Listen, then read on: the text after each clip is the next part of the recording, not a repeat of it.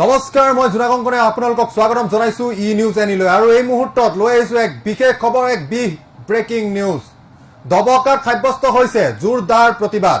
এই মুহূৰ্তত আমি আপোনালোকক দেখুৱাবলৈ বিচাৰিছো দবকা নগৰত পুলিচ পইণ্টৰ মাজমজিয়াৰ পৰা পদযাত্ৰাৰে গড় কাপ্তানি বিভাগৰ কাৰ্যালয়লৈকে চলিছে এক বিশাল প্ৰতিবাদ। দবকাত আমচুৰ উত্তাল প্ৰতিবাদ, বিভিন্ন শ্লোগানেৰে গড় কাপ্তানিৰ কাৰ্যালয় ঘেৰাও আমচুৰ। পুৰাণ বজাৰ গড় কাপ্তানি বিভাগৰ কাৰ্যালয়ত প্ৰতিবাদ সাব্যস্ত। বছৰৰ প্ৰথমটো মানতে উঠি গ'ল অধিকাংশ পথ। গৰাখহনীয়াৰ ফলত সংঘটিত হৈছে বহু দুৰ্ঘটনা। বিপদজনক অৱস্থাত যাতায়াত কৰিছে বহু যাত্ৰীয়ে। আমি পুনৰবাৰ জনাইছো দবকাত আমচুৰ উত্তাল প্ৰতিবাদ সাব্যস্ত হৈছে। বিভিন্ন শ্লোগানেৰে গড় কাপ্তানি কাৰ্যালয় ঘেৰাও কৰিছে আমচুৱে।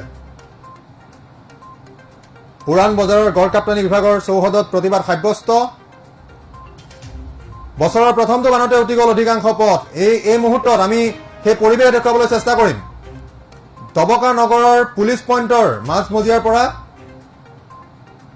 পদযাত্ৰাৰে গড় কাপ্তানি বিভাগৰ কাৰ্যালয় চৌহদত আমচুৱে যি উত্তাল প্ৰতিবাদ সাব্যস্ত কৰিছে সেয়া আমি দেখুৱাবলৈ চেষ্টা কৰিছো।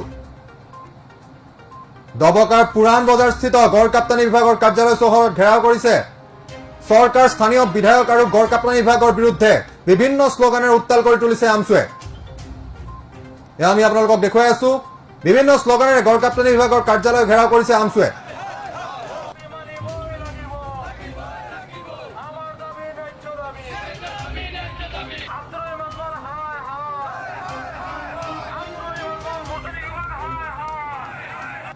এই মুহূৰ্তত আমি দি আছো এক ব্ৰেকিং নিউজ। দবকা নগৰৰ পুলিচ পইণ্টৰ মাজমজিয়াৰ পৰা পদযাত্ৰাৰে গড় কাপ্তানি বিভাগৰ কাৰ্যালয় ঘেৰাও কৰিছে আমচুৱে।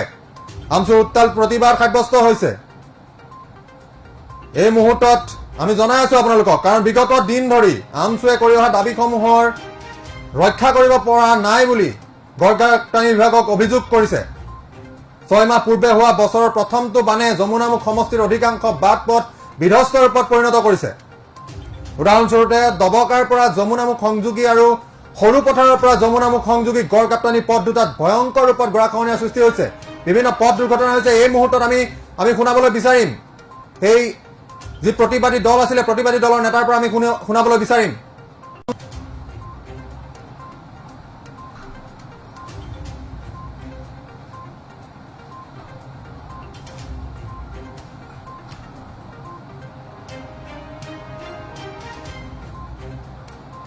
আজি 6 মাহ আগত যি ৰাস্তা যি ধৰণে জৰ্জন্য হৈ আজি বিচ্ছিন্ন হৈ পৰিছে, এই ৰাস্তা আজি 6 মাহ উকলি যোৱাৰ পিছত আজি ষষ্ঠবাৰ বানপানী হৈ এই ৰাস্তা সম্পূৰ্ণৰূপে ৰাস্তা হৈ থকা নাই। গড় কাপ্তানি বিভাগৰ বিষয়ববীয়াসকল বা আমাৰ হোজাই জিলাখনৰ জিলা উপায়ুক্ত, আমাৰ নিষ্কৰ্মণ্য যিগৰাকী বিধায়ক আছে আব্দুল মাজমল, এইসকলে এই যি দুৰ্দশাত ভুগি থকা লোকসকলৰ প্ৰতি চিন্তা কৰা আমাৰ পৰিলক্ষিত হোৱা নাই। তাৰ জ্বলন্ত উদাহৰণ হৈছে আজি 6 মাহ আগত যি ৰাস্তা যি ধৰণে জৰ্জন্য হৈ আজি বিচ্ছিন্ন হৈ পৰি থকা নাই। গড় কাপ্তানি বিভাগৰ বিষয়ববীয়াসকল বা আমাৰ হোজাই জিলাখনৰ জিলা উপায়ুক্ত, আমাৰ নিষ্কৰ্মণ্য যিগৰাকী বিধায়ক আছে আব্দুল মাজমল, এইসকলে এই যি দুৰ্দশাত ভুগি থকা লোকসকলৰ প্ৰতি চিন্তা কৰা আমাৰ পৰিলক্ষিত হোৱা নাই। তাৰ জ্বলন্ত উদাহৰণ হৈছে আজি 6 মাহ আগত যি ৰাস্তা যি ধৰণে জৰ্জন্য হৈ আজি বিচ্ছিন্ন হৈ পৰিছে, এই ৰাস্তা আজি 6 মাহ উকলি যোৱাৰ পিছত আজি ষষ্ঠবাৰ আমচুৰ নেতাগৰাকী মন্তব্য। আৰু দবকা নগৰৰ পুলিচ পইণ্টৰ মাজমজিয়াৰ পৰা পদযাত্ৰাৰে গড় কাপ্তানি বিভাগৰ কাৰ্যালয়ৰ চৌহদত স্থানীয় বিধায়ক আৰু গড় কাপ্তানি বিভাগৰ বিৰুদ্ধে বিভিন্ন শ্লোগানেৰে উত্তাল কৰি তুলিছে আমচুৱে।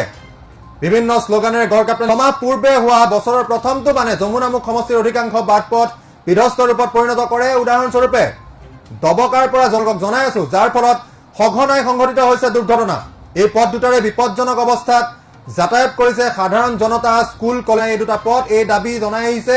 দল সংগঠনৰ দাবী অমান্য কৰাত আমচুৱে পুনৰ পথ মেৰামতিৰ দাবীত বিধায়ক আছে আব্দুল মাজমল, এইসকলে এই যি দুৰ্দশাত ভুগি থকা লোকসকলৰ প্ৰতি চিন্তা কৰা আমাৰ পৰিলক্ষিত হোৱা নাই। তাৰ জ্বল উকলি যোৱাৰ পিছত আজি